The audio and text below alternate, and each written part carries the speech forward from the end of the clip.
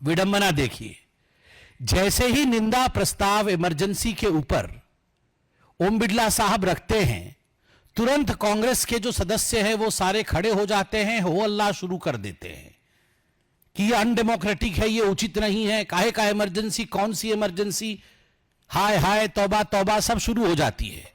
Well के तरफ कांग्रेस के एमपी भागते हैं।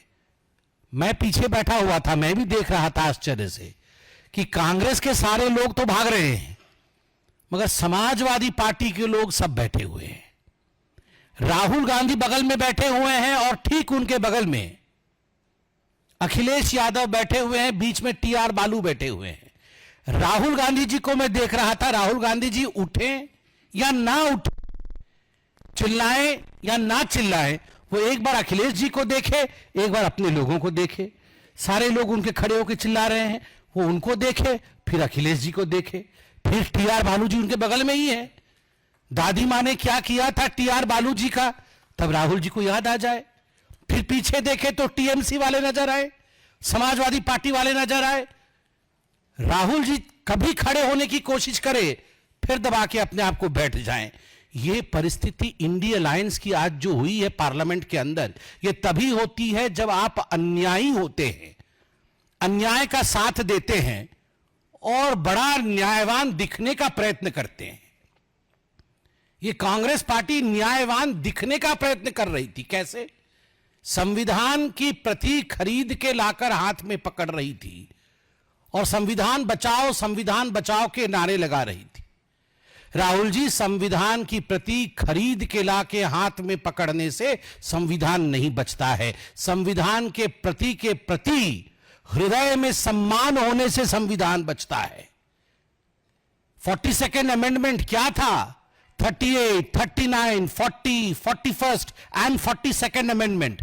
These were the amendments which were made in the Constitution of India during emergency by Srimati Indira Gandhi. What was the 42nd amendment?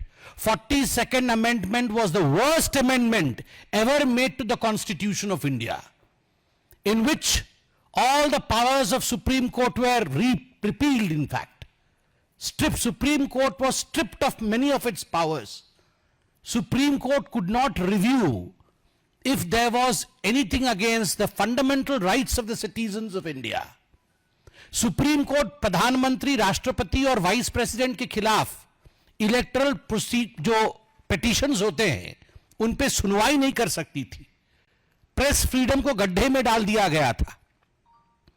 आप सबको याद होगा कि उस समय कोरा सिस्टम, जो कोरम होता है, कोरम पार्लियामेंट को बैठने के लिए और बिल पारित करने के लिए एक कोरम होता है।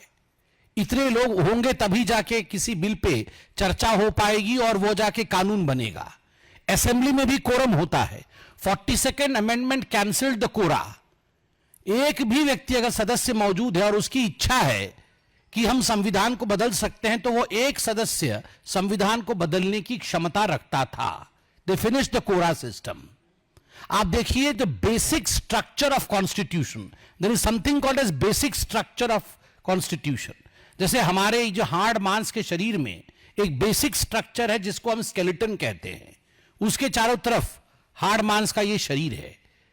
ठीक उसी प्रकार भारत के संविधान का एक बेसिक स्ट्रक्चर है जिसको मौलिक अधिकार कहते हैं।